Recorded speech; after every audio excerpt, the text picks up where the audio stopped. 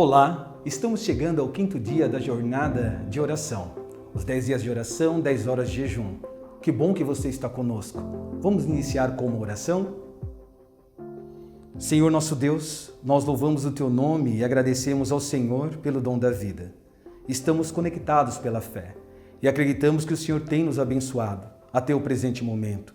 Pedimos que o Senhor continue conosco, ó Senhor, e nos ajude dignamente a Te representar nesse mundo de pecado. Seja o nosso convidado especial nesse momento de adoração e oração, em nome de Cristo Jesus. Amém.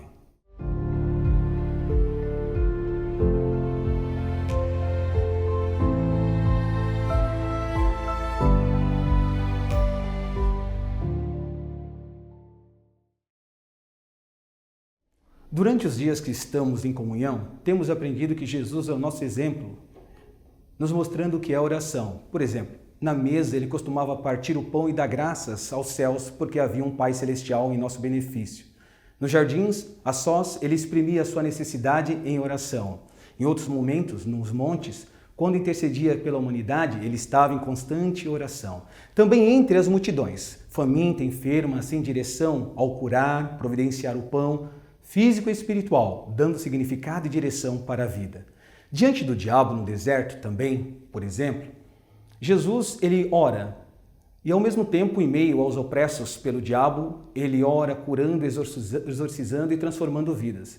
Jesus, ele aponta diretamente para os céus, nos mostrando que temos um Pai Celestial. Na verdade, Jesus procurou nos ensinar que orar é fundamental para a manutenção da vida espiritual. Ele quis nos ensinar confiança em Deus. Você já passou por algum momento difícil na sua vida que precisasse de ajuda? Quem nunca passou, não é verdade?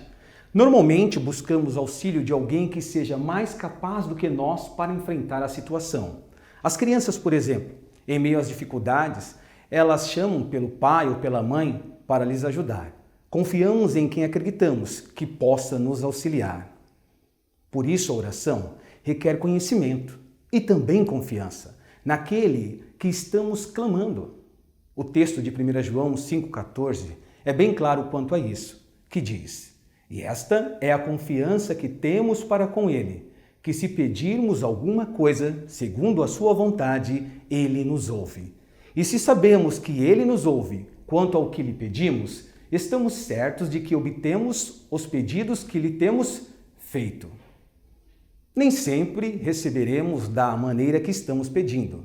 Também não deveríamos rotular as bênçãos, mas confiar que Deus é sábio demais para errar e bondoso demais para reter as bênçãos. Na oração, as nossas palavras não são os maiores argumentos diante de Deus, mas as nossas necessidades falam mais alto diante do Senhor. Ele age, então, por misericórdia, em nosso benefício. Outra coisa que precisamos entender em meio à oração e obediência é que, quando Deus nos abençoa, Ele não é o showman da fé, mas procura corrigir ou erradicar a maldição do pecado. Quando Jesus ensinava em meio ao seu ministério messiânico, em Mateus 7, 21 e 23, ele procurou ensinar a sua audiência dizendo o seguinte: "Nem todo o que me diz Senhor, Senhor entrará no reino dos céus, mas aquele que faz a vontade de meu Pai que está nos céus." Muitos falavam que exorcizaram o nome dele, curaram o nome dele, mas ele então diz no versículo 23, "Então lhes direi explicitamente, nunca vos conheci. Apartai vós de mim aqueles que praticais a iniquidade." O pecado promoveu a desconfiança. A graça de Jesus nos conduz à confiança. E o testemunho nós fazemos porque oramos e confiamos. Também somos abençoados em meio às orações para abençoar. Quando testemunhamos porque conhecemos, é nítido que temos experiência com Deus. As 3 mensagens angélicas declaradas em Apocalipse 14:7 diz assim: "Temam a Deus e dai glória a Ele, pois é chegada a hora em que Ele vai julgar." No original grego, o verbo temer também pode ser traduzido como respeito, reverência ou honra. É uma atitude de lealdade a Deus, um consentimento mental para ser obediente à sua vontade. Quando pensamos em guardar os mandamentos de Deus, é muito fácil refletir sobre as nossas fraquezas, nossas fragilidades e nossa incapacidade de fazer o que desejamos lá no íntimo. Muitas vezes queremos fazer o que é certo, mas não temos força. Como o apóstolo Paulo, devemos reconhecer ao ele dizer em Romanos 7,15, porque nem mesmo compreendo o meu próprio modo de agir, pois não faço o que prefiro, e sim o que detesto. Qual foi a solução do apóstolo Paulo para esse grande dilema? Ao final do capítulo, então, ele pergunta: quem me livrará desse corpo de morte? E ele responde com esta afirmação positiva: graças a Deus por Jesus Cristo, nosso Senhor. Romanos capítulo 7, versículos 24 e 25. Sim, existe uma solução para o problema de falhar constantemente. A solução é Jesus Cristo, nosso Senhor. Somos fracos, mas Ele é forte. Somos fracos, mas Ele é onipotente. Tornamos-nos vencedores na vida cristã quando nos concentramos no poder de Cristo. Não é em nossa fraqueza que nós temos a destreza de vencer, mas na glória de Deus. Em nossa oração, podemos reivindicar a promessa que está descrita em João capítulo 5, versículo 14 e 15 na primeira epístola. E esta é a confiança que temos para com Ele, porque ao pedirmos alguma coisa, segundo a sua vontade, Ele nos ouve, e se sabemos que Ele nos ouve, quanto ao que lhe pedimos, estamos certos de que obtemos os pedidos que lhe temos feito. Ao reivindicarmos essa promessa pela fé, Jesus fará coisas maravilhosas e nos fortalecerá para uma vida santa, enquanto nos preparamos para o seu breve retorno. Veja, Deus nos ouve e nos atende.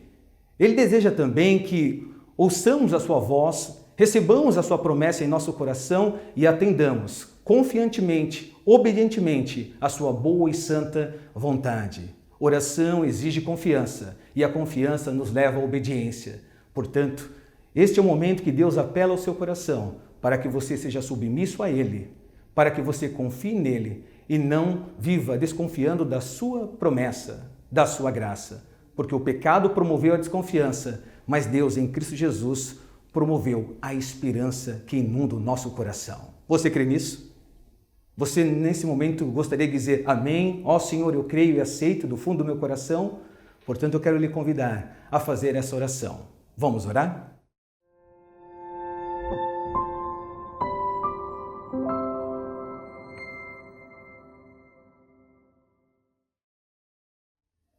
Senhor nosso Deus, nós louvamos o Teu nome. Nós agradecemos ao Senhor pela confiança que o Senhor tem nos dado, pela certeza da salvação em Cristo Jesus. Nos capacite, ó Senhor, para testemunharmos da Tua glória, porque conhecemos. Nos ajude a levar o Evangelho da salvação para aqueles que precisam Te conhecer. E ao recebermos as bênçãos, nos ajude a lembrarmos que, como Abraão, fomos abençoados para abençoar as multidões. Nos ajude também a cada dia termos momento de hora tranquila contigo, em meio ao tempo da salvação, tirarmos então tempo para adoração, para comunhão. Neste momento eu apresento as famílias que estão partilhando essa jornada espiritual na Tua presença diante do trono da graça. Que o Senhor abençoe esse núcleo familiar, concedendo paz, prosperidade e também santidade em Cristo Jesus. Nós Te louvamos e agradecemos hoje e sempre. Amém. E lembre-se, Deus é fiel, o nosso alvo é o céu e a nossa motivação é Cristo Jesus.